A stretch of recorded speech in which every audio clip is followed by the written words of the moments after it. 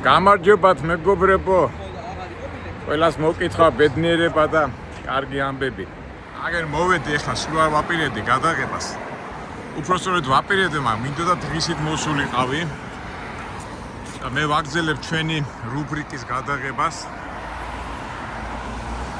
რუბრიკის გაგრძელებას. ფული. თქვენ მიხდით ჩვენ ძირითადად ეკონომიურ თემაზე ლაპარაკობ, ჩემი ბიოგრაფიიდან გამომდინარე. მაგრამ თან პარალელურად მივждებთ ხელში მიმდინარე პროცესებს და ვიხსენებ იმ წარსულ დროს, რომელიც ჩვენ მე და ჩემმა თაობამ გაიარა. და მე ვიფიქრე ამ სიბნელეში რატომ მოვედი აქ.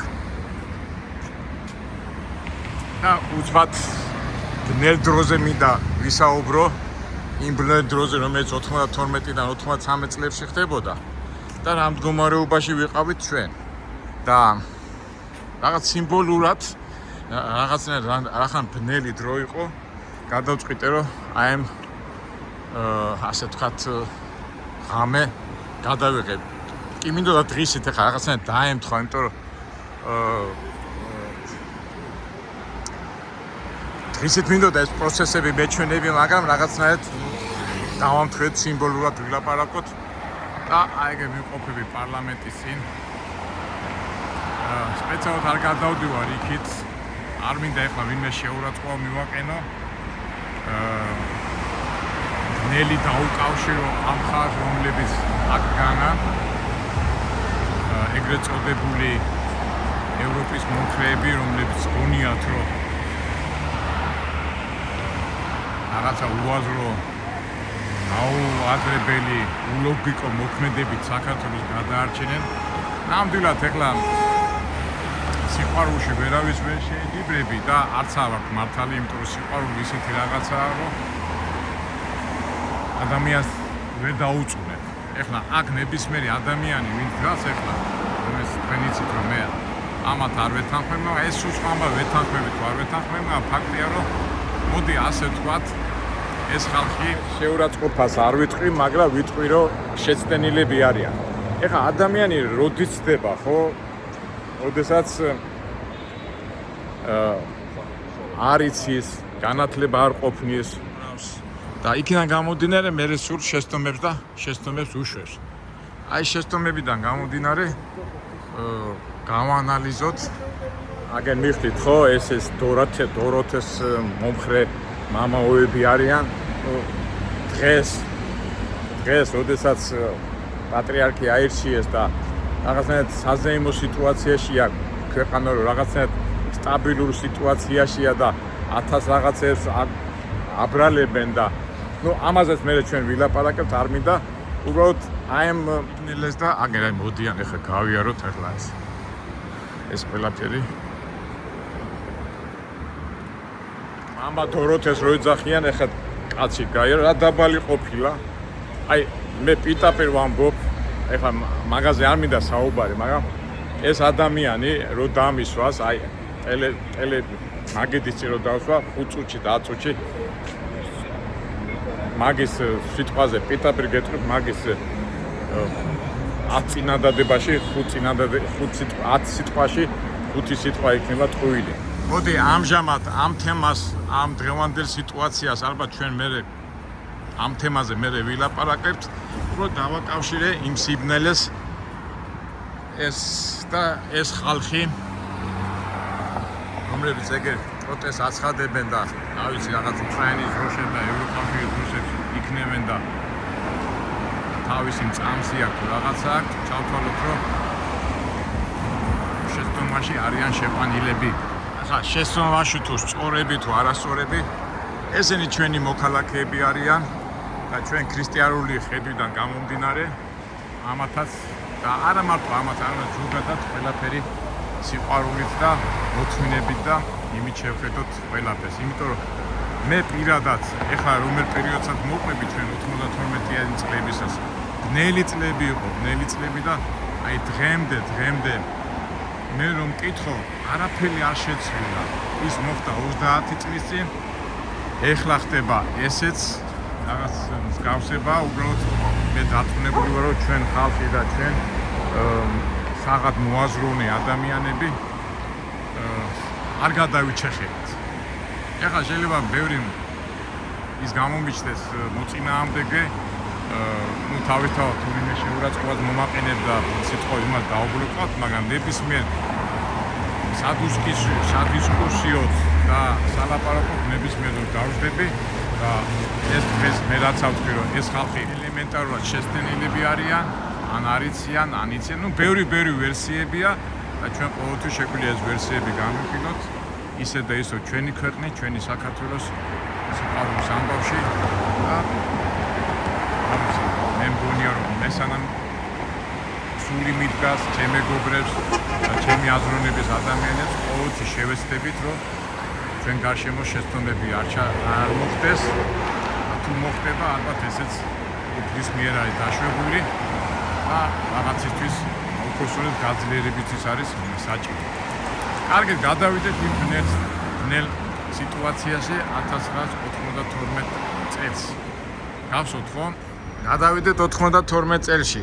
ჩვენ რაზე გავჩერდით? გახსოვთ ხო? მე 91-92 წელს აქ რო წავიდა ომი და ეს სასიცხვილო წლები ქონდა. მაშინაც გახსოვთ ხო? აი ეს ადრე იყო ხატვართა სახლი, ეს მერე ააშენეს, აქედან ზვიად გამსახურდია თავრობდა პარლამენტი და აი აქედან უკვე ერთმანეთს ესროდნენ და ჩვენ მე მახსოვს აი გვიდეკით პირონის სასახლე და უყურებდით თითქოს ტელევიზორს ესე რაღაცებს და ეს სამარცხვინო მომენტი იყო, ყველაზე სავი ბნელი პერიოდი. ჩვენ ამაზე ვილაპარაკეთ, როგორ მოხდა რა ხვალ მაგიდის გამო და საშინელება იყო და მე ვერ ავიტანე ეს, იმიტომ რომ მოგესალმებათ მე თაცმინდაზე ვარ გაზრდილი, თბილისში ვარ გაზრდილი და საშინელება იყო. აქეთ ერთი კლასელი იყო, მეორე აქეთ ოპოზიციის მხარეს, აქეთ უბნელი ერთმანეთს იცნობდა, ქართველებმა ერთმანეთს დააყარეს და არ ვიცი, ასეთი საშინელი პერიოდი, სამარცხვინო პერიოდი ჩვენ არ ქონია, ყოველ შემთხვევაში ისტორიაში გაგვიგია, მაგრამ ჩემ ცხოვრებაში მაგაზე რომ ვლაპარაკობ და ზოგადად ახალგაზრდები რომ მეუბნებიან რომ თქვენმა თაობამ მიგვიყან აქამდეო, მე ხმას ვერ ვიღებ და ჩერდეთ. მოხდა ეს სამარცხვინო ადგილი და საქართველოს ეს არის 92 წლის იანვრიდან აგვისტომდე, 92 წლის აგვისტომდე საქართველოს მართავს ვიხსენებ და არ ვიცი, ისტორია პარადოქსების ის არის რა, ნარევი და გახსოვთ ხო, იყო 4 საბჭო, შევარდნაძე, ტიტოვანი, ჯაბა იოსალიანი, სიგუა და უბრალოდ აი რა ლოგიკა არის, ის ლოგიკა მე რო უყიდები, ალბათ ისტორიაში ასეთი რაღაცები, პარადოქსები ხდება, მაგრამ ფაქტია რომ მახსოვს რომ ეს სამოქალაქო ომია უკვე დაწყებული. ეს ახალი მთავრობა ვითომ წესრიგს აგვარებს სამეგრელოში, კიდე ზვიადისტები არიან, ართმობენ და მიდის სამოქალაქო ომი და საშინელება და ეს რო არ თქვა, არ გამოვა რა, აი მარაზმი იყო რა.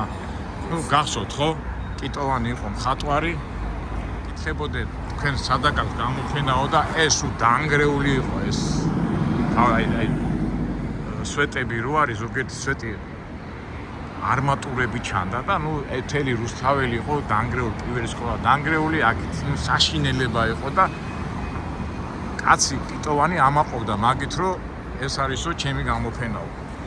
ყავდა ედუარდ შევარდნაძე, სოფლიო მასშტაბის დიპლომატი, დიპლომატი როგორ გახდა, გახსოვთ ხო? რა ვიცი, 87 წელს გარბაჩოვმა გადაიყვანა საგარეო საქმეთა სამინისტროში მინისტრად საბჭოთა კავშირის და ყველას უკვირდა. მე უკვე ლეგენდები მოდიოდა რომ ეს კაცი ჭკვიანია. კი, ჭკვიანი იყო. კარიერისტი, როგორც კონკაში, როგორც საბჭოთა მენტალიტეტის იცოდა ეს მოძრაობები და უცბად გახდა მე საბჭოთა კავშირი დაინგრა, მას აბრალებენ და დიპლომატია და ეხლა ვერ დაუკარქავ ეხლა მაგას ეს კვაჭური მონაცემები ქონდა, მაგრამ ადამიანებს ჯეროდათ რომ შევარდნაძე გადაარჩენდა საქართველოს და მისი სახელი გამოადგებოდა საქართველოს, მაგრამ ვაი, ასეთი მოქმედებით ნუ არ ვიცი, მაგაზეც ბევრი შეგვიძლია ლაპარაკი. თავარი პიროვნება ამ თავრობაში იყო ჯაბა იოსელიანი. უდაოდ ნიჭიერი კაცი, მაგრამ ქურდი ავტორიტეტი ქურდულ სამყაროში ძალიან მაგარი ავტორიტეტი და გახსოვთ ხო, იმდენად ლამაზი კაცი იყო. 25 წელი მიუსაჯეს დახრეტა, მაგრამ მოსამართლე შეეცოდა და გაათავისუფლა. მაგრამ რამდენიმე ციხეში იჯდა, მაგრამ იყო ქურდი და მერე დაიწყო მწერლობა სამხატვრო არტისტურ სამყაროში. ცნობილი პიროვნება იყო, თბილისურ ბომონდის წევრი იყო, მაგრამ იყო და არ გინდა ქურდი. ეხლა თქვენ იტყვით, რომ ეხლა მეც კი ვარ ციხეში, ნაჟდობი ბევრი მწერლებიც არიან ნაჟდობი, მაგრამ გასაგებია ეს, რომ ამ მიზეზით არიან, მაგრამ რო გამოვიდა ეს ადამიანი ამ საქმიანობას არ ეშვებოდა და მერე უკვე რო შეტრია და რაღაცა და უცბად მხედრიონის შექმნა ეს მაშველთა კორპუსი პირისპირ ზვიადის და ძალაზე ქონდა აქცენტი და ერთ სიტყვით მე ერთ რაღაცას გეტყვით მეგობრებო მეც მქონდა კი არა ასე მოხდა რომ შავ სამყაროთან მქონდა კავშირი და ზუსტად ვიცი როცა უკვე ჯაბა იოსელიანი გახდა პოლიტიკოსი და უკვე მთავრობაში მოვიდა, ესეც არის ცნობილი, რომ მაგან შექმნა სინდიკატი, რომელიც მხედრიონის გარეშე ეკონომიკაში თავისებური სინდიკატი შექმნა, წილობრივი, ამასაც მე ალბათ აღიხსნით და ძველი თაობის ხალხი რო არის არსენა ჩრაიძემ და ასეთმა ავტორიტეტებმა ჯაბა დაიბარეს და პირდაპირ უთხრე ჯაბა რა გინდა პოლიტიკაში, მან რა გინდა შენ რა ცხოვრები ცხოვრობდი და ეხლა მან რა გინდა ეს ზუსტად ვიცი საუბარი ჩატარდა და ჯაბამ ცოტა აგდებულა და ისე უპასუხა რომ ეხლა ჩემი დროა და თქვენთან ლაპარაკის თავი არ ჩათვალა მათთან ლაპარაკი და როგორაც ცოტა ამაყებულად, იმიტომ ჯაბას უკვე ჯარი ედგა, მხედრიონი ედგა და პირდაპირ გეტყვით იუკადრისა და ეს ცოტა შავ სამყაროსთვის ძალიან შეურაცხყოფილი იყო, რაღაცა პატარა შელაპარაკებაც იყო, მაგრამ ჯაბა როგორც გამარჯვებული წავიდა ამ შეხვედრიდან. ეხლა რასაც ვიტყვი, დამიპირისპირდე, მაგრამ მე ამას რასაც ვამბობ, ამის ყველაფერი ფაქტები მაქვს და ერთ სიტყვით მერე წავიდა უკვე ავტორიტეტების კი არეული დრო იყო, აჩაღობები იყო, ის იყო, ასე, მაგრამ ბევრი ავტორიტეტები იმ დროს მოკლეს. ეჭვებია, ბევრი ფიქრებია, მაგრამ ფაქტია.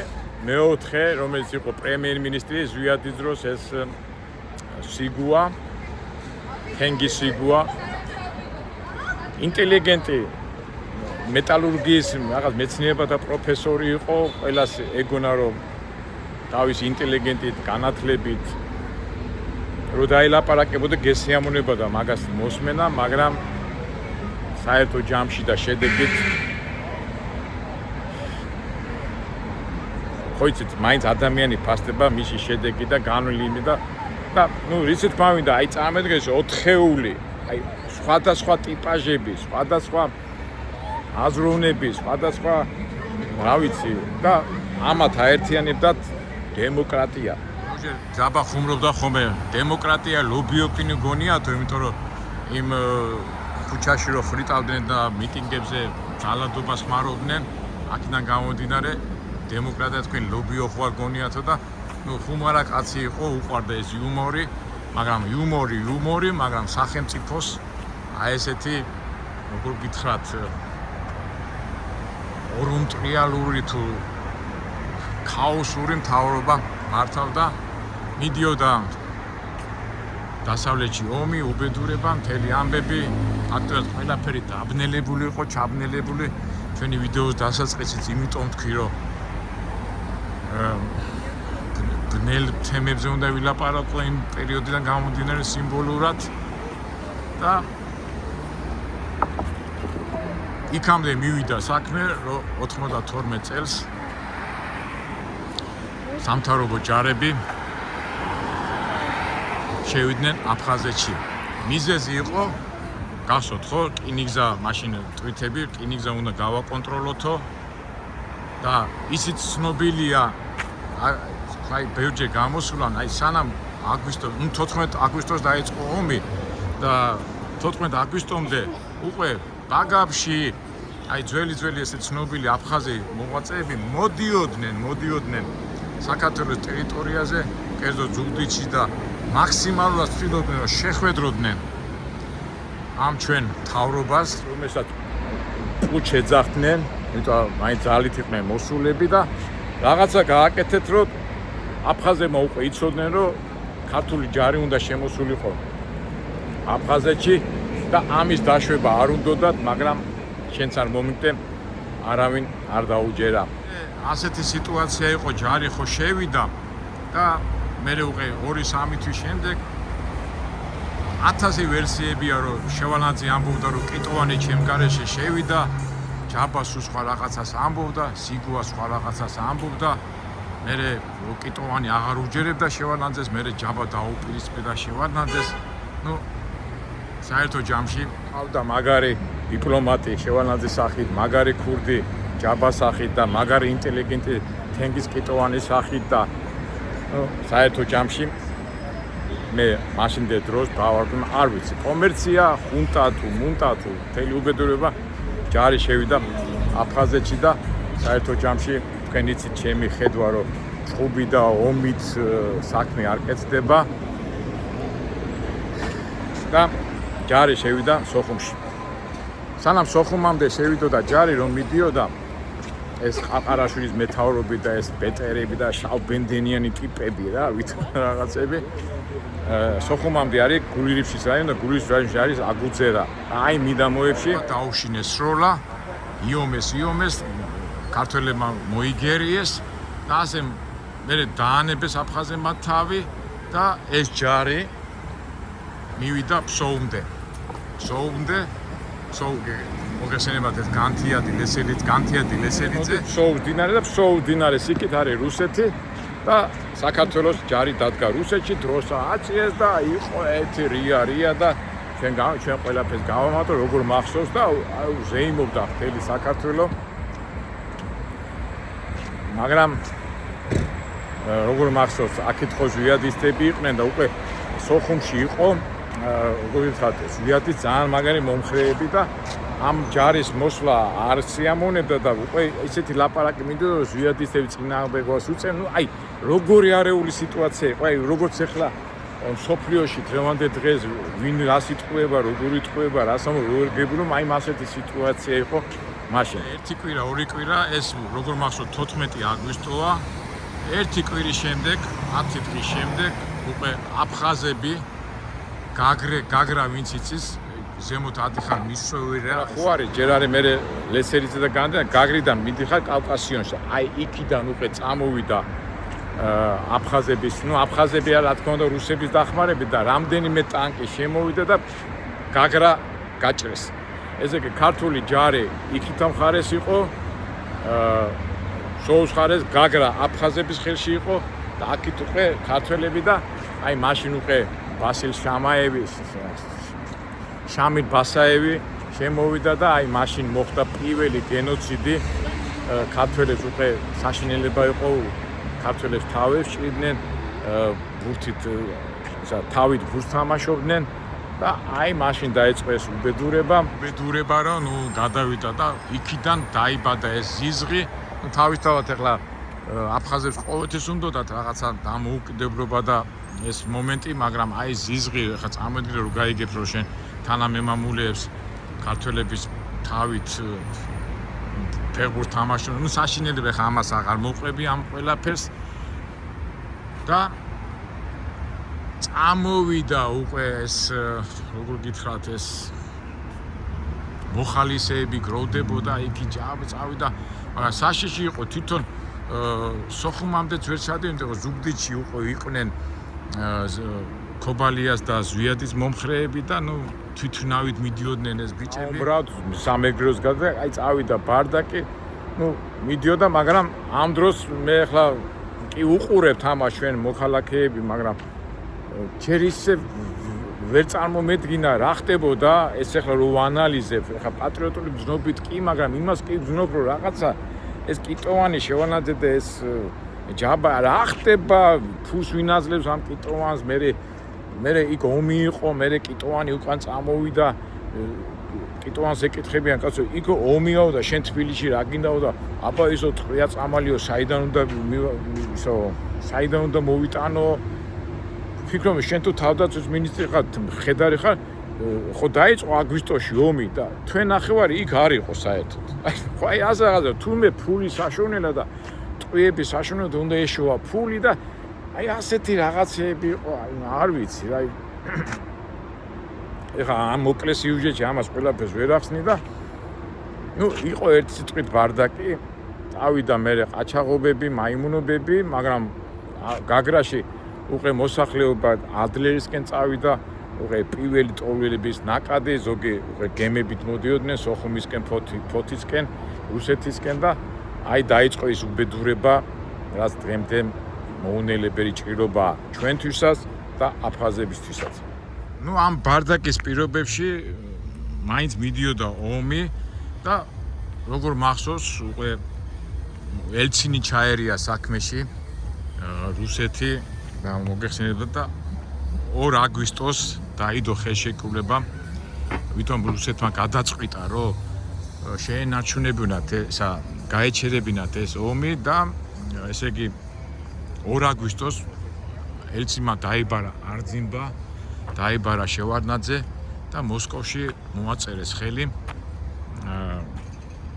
სამშვიდობო ხელშეკრულებას კადრებიც არის ასე ელცინია აქეთ არძიმბა აქეთ შევარდნაძე ხელს ჩამოართვა და დაბილის მირა და ჩვენს გაგვიხარდა ახლა ნუ კაი მოხდა მაგრამ ისეთი პირობით რომ ქართველებს უნდა ისა ტექნიკა მან ბეტერები და რაღაცები ყავდა უნდა გაეყვანათ გაგრიდან და შევარდნაძემ ამაზე ხელი მოაწერა ნუ ავიცი ხა კონტრაქტში რა გაითვალისწინეს რა არ გაითვალისწინეს მერთმა იცის იმიტომ რომ სამწუხაროდ მაღლა რაც ხდება ჩვენ უბრალო ადამიანები ვერ გვებულობთ მახსოვს როგორ მახსოვს ბარჟაზე დადეს ბოლო რა ქვია იმას ბეტერები რაღაცები და გაგრიდა რომ წამოვიდა ეს გემი დატვირთული სამხედრო ტექნიკით სოხუმამდე არ იყო ხო გონი ოჩამჩირე სოხუმამდე არ იყო მოსული ხო ამაშობაში ბოდიშით გაგრასთან ერთად ტყვარჩელიდან ომობდნენ კიდე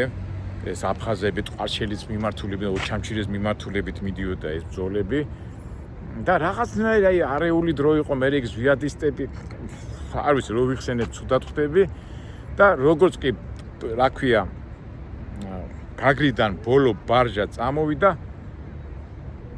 2 აგვისტოს არ გონი უყე 8 თუ 10 აგვისტოს აფხაზებმა უყე გაგრიდან თელი ძალი წამოვიდნენ ტექნიკით და ჩვენმა ბიჭებმა აი ვინც სოუზე და ლესერიძეზე განთიაჩი იდგნენ ძლივს მოასწრეს იქიდან წამოსვლა რაც არ უნდა ვიძახოთ მაგრებივად ვაგრებივად ფაქტია რომ აფხაზებმა გამოყარეს ქართველები თავის ტოლინდათის ჯარის ხალხი და მთელი ჯარი წამოვიდა და დადგა რუსეთის და აფხაზების და კაზაკების და ეს ნაერთი ნუ თავისთავად ახლა კაზაკები და ჩილოეთის რესპუბლიკების ჩეჩნები და დაღესტნელები და რა ვიცი ეს კაბარდოელი მოდიოდნენ და გაჩერდნენ დინარე გუმისთასთან. ეხლა სუხომი ვინც იცის, სოხუმი რო თავდება, იქ ეშერას რო გამოდიხარ, ეშერა გუმისთან, როგორც კი გადახარ უყე და აი დადგა უყე გუმისთის იქით ამხარეს ეს აფხაზურ-რუსული ჯარი და აქით უყე ქართველები. კითხვა ისმის, საიდან ვიცი ეს მე ყველაფერი? მე პირადად მაგ პერიოდში არ მიმიღია მონაწილეობა ამ სამხედრო ოპერაციებში, მართალია შორიდან უყურებდი, მაგრამ ყველა ინფორმაცია ვიცოდი ჩემი დედაშვილებისგან, რომლებიც არიან სოხუმელები, გულირიფშელები და სულ ცოცხალ ინფორმაციას ვფლობდი. თავისთავად უყურებდი საინფორმაციო, ну მაშინ ახლა არ იყო ეს ინტერნეტი და რაღაცეები, ტელევიზია, მაგრამ ყველაფერი ვიცოდი და ну დაიწყო აფხაზეთიდან, დაიწყო კი არა, უკვე ფაქტურა და აი ამ გუმისთან დადგა და წავიდა პინგ-პონგივით იქ მე ტელევიზორში ქართველებმა იმას ესროლეს, ამან ესროლეს, იმან ну საშინელება და ეს ხდება ეს ხდება ოქტომბრიდან და ეს პინგ-პონგ ყობანა, ეხლა როგორ გინდა თქვა, ომია, გაქანებული ომია და პინგ-პონგს ვიძახი, მაგრამ ესე იგი ოქტომბრიდან აგვისტომდე გრძელდებოდა ეს ომი. აგვისტოს 93-ში უკვე გახსოვთ, უკვე 27 სექტემბერს უკვე სოხუმი დაეცა, მაგრამ მე სანამ აქამდე მივარ, მე ჩვენ ამბებს მოგიყვებით. ვაკეთებ ამ დროს, ეხლა ფულზე და იმაზე ლაპარაკი, ხა ბუნებრივად ხა ცხოვრება გინდა და დაიწყო უბნელესი დრო, ესე იგი 92 წელს ვიადი გააგდეს და ეს პერიოდი ეგრეთ წოდებული ეს ჩვენი სახელმწიფო საბჭო მართავდა ამ ქვეყანას, მერე პარლამენტი მოითხოვეს, ესე იგი 92 წლის ოქტომბრიდან 93 წლის აგვისტომდე, სექტემბრამდე იყო საშინელი დრო და აი ამ საშინელი დროში უკვე გინდა არ გინდა, ეხლა ხო უნდა ქარხნები არ მუშაობდნენ, შუქები არ იყო, ხალხს უჭირდა, აი ყველაზე საშინელი და ყველაზე საძაგელი დრო, რაც მე მახსოვს და მთელი უბედურება რა იყო, იცით, მე კი ვთქვათ აი როგორ გითხრათ, აი ცხენია ამაზე რომ ლაპარაკობ. ეხლა მე ჩემ უბანთან მქონდა გახსნილი ბუტკა, ეხლა დრაივებს რო იძახიან. მე თან მუშაობდი უნივერმაგში, რა ქვია, თბილისის უნივერმაგში და ვაკეში. ეს უკვე კომერცია და მაგას ალბათ უკვე შემდეგ ვიდეოში გავაგრძელებ და აი როგორ მახსოვს, წავიდა აჩაღობები, აი მე სოხუმში ნაუმარი ვარ. ესე იგი ბუტკას ვამუშავებდი და დაგადგებოდნენ ავტომატით, გამყიდვეს წაართმევდნენ. მერე ჩვენ ბიჭები მეგობრებთან ერთად დავიწყეს ბიზნესი და სხვათა შორის ამ ბიზნესის თაობაზე, ამ მეგობრულ ურთიერთობებზეც მერე ვილაპარაკეთ, კაი თემა ეხლა გამახსენდა, ეხლა როგორ ვისთან უნდა დაიწყო ბიზნესი, როგორ უნდა დაიწყო, მაგრამ ეს პირველი საწყისებია, ვფიქრობ ხოლმე. ამაზე უფრო კომერციულ თემებზე რომ დავილაპარაკებ, იმ პერიოდში ძალიან ბევრ რაღაცას მოვკიდე ხელი, ძირითადად ვაჭრობაში, ნავთი არ იყო, შუქი არ იყო, საჭმელები არ იყო და მაგას ყველაფერს ვაკეთებდი და ამას შემდეგ ვიდეოში გავაგრძელებ, მაგრამ ერთ რაღაცას მინდა ხაზი გაუსვა, მეგობრებო, ის სამარცხვინო, ეხლა აი ეკლესიასთან ვდგავარ და შევხედე და აი არ ვიცი, აი სინანულით ვიძახი რა, შეიძლება მეც შევსდი, არ ვიცი, თვითონ ეხლა მაშინ ვიყავი რამდენი 25 წლის ვიყავი და ბევრი რაღაცა ხო არ ვიცოდი და მაგას და რა მიკვიდა, იცი, აი მიდიოდა ტელევიზორში, აი ქართველები ხო, ესე იგი გუმისთასთან იყო ფრონტის ხაზი სოხუმსა და იყო ოჩამჩირეში, ტყვარჩელი და მომოვალი და ოჩამჩირეში იდგნენ მხედრიონელები და ჯაბას ხალხი და იქითკენ გუმისთაზე იდგა გვარდია. მაგრამ უყურებდით ხან მერე რუსეთი თვითონაც ბომბებს ისროდა, იქ იბრძოდნენ ბიჭები, მაგრამ აი ყველაზე სამარცხვინო რამ უნდა ვთქვა, ვიცი რომ ომია, ვიცი რომ გვიჭირს, მაგრამ იქ ბიჭები ზამთარია ომობენ, წვალობენ, ყდებიან, სისხლით იღვრებიან და ამ დროს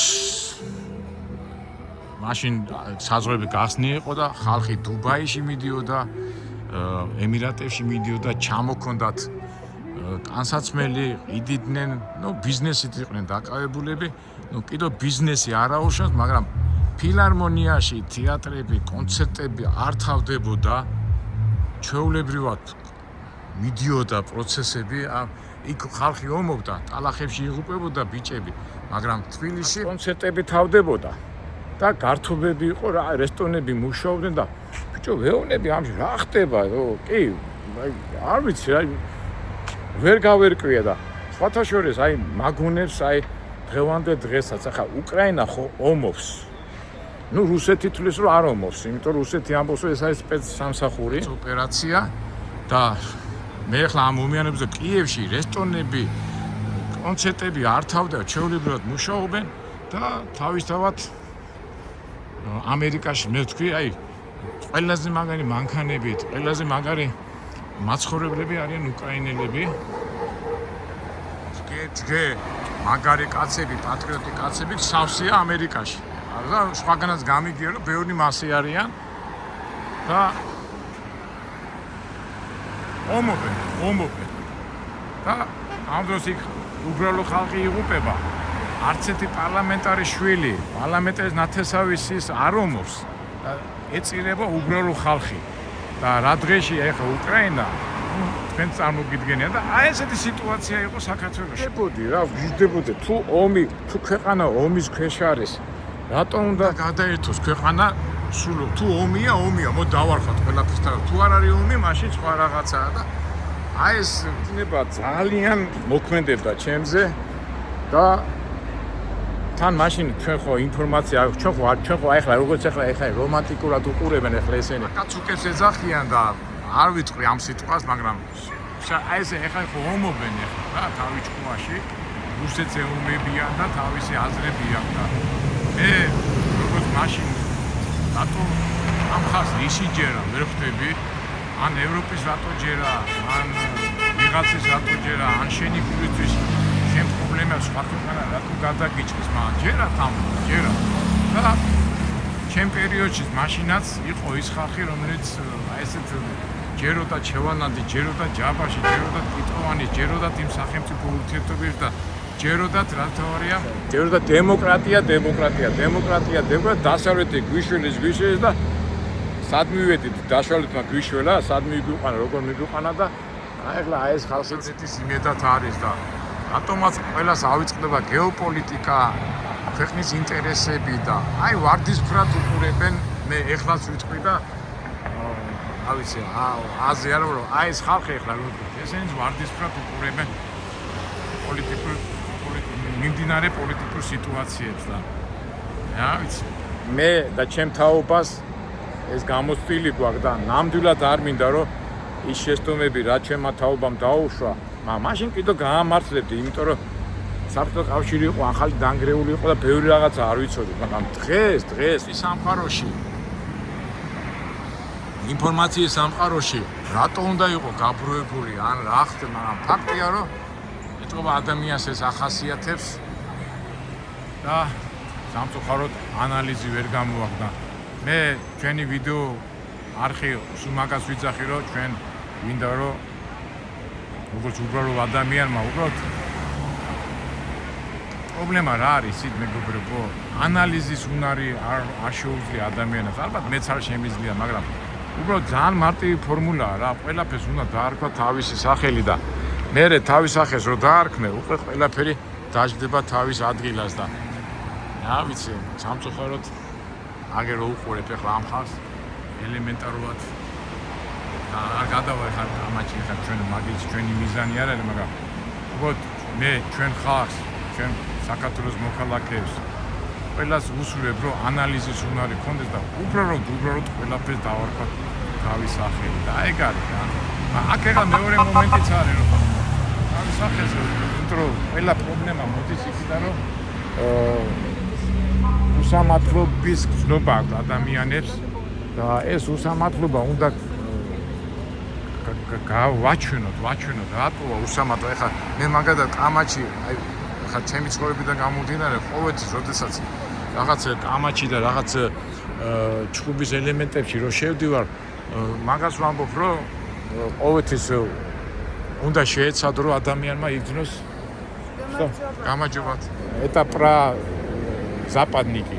Есть политика, они хотят, что Евросоюз и чтобы их помогает, они хотят. Вот это молодежь, они надеются на Евросоюз. Что им Евросоюз поможет. Да, они хотят в Евросоюз зайти, и чтобы они не хотят, они говорят, что здесь происходит, это происходит от России. И вот об этом это протестует молодежь. Бедная Россия, во всем виновата Россия. Да, они растут, ну сейчас это геополитика, но это молодежь, понимаешь? И они думают, что... Россия поможет. Не Россия, они думают, что Запад, НАТО поможет. И вот они протестуют. Есть такие люди, ну молодые в основном, которые вот так думают. А вы откуда? С России. Да.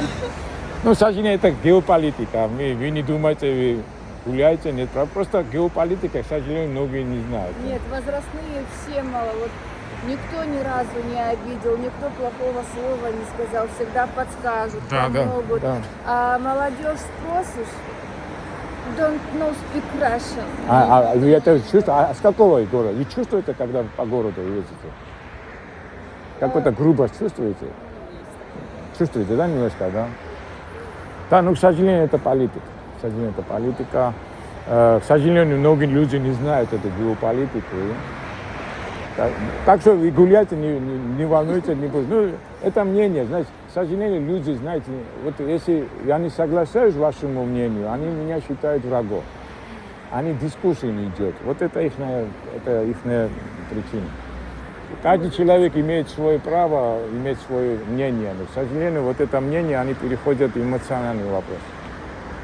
С девушкой в магазине поздоровалась Гамарджоба, она даже не ответила, даже на Гамарджоба не ответила. Да, это обидно, конечно, обидно. Ну, надеюсь, все будет нормально. Надеюсь, все будет. До свидания. Желаю успеха, желаю успеха. აი ნახეთ მე როგორ მეგობრული ურთიერთობა. ეხლა მე ამას რო მოусმენს ალბათ, ეხლა ზოგი მეტყვის რომ მე რუსისტი ვარ. აი წარმოიდგინე ხა ადამიანი ჩამოვიდა და ზოგჯერ ახალგაზრდობა გამარჯვებასაც არ გვეუბნებიან, უხეშად გვექცევიანო და რა ვიცი ნორმალურია მეგობრებო. რა მე მიმაჩნია არა ნორმალურია ხა. ტვინი აურიე, ტვინია ზარეული და აგინა რა.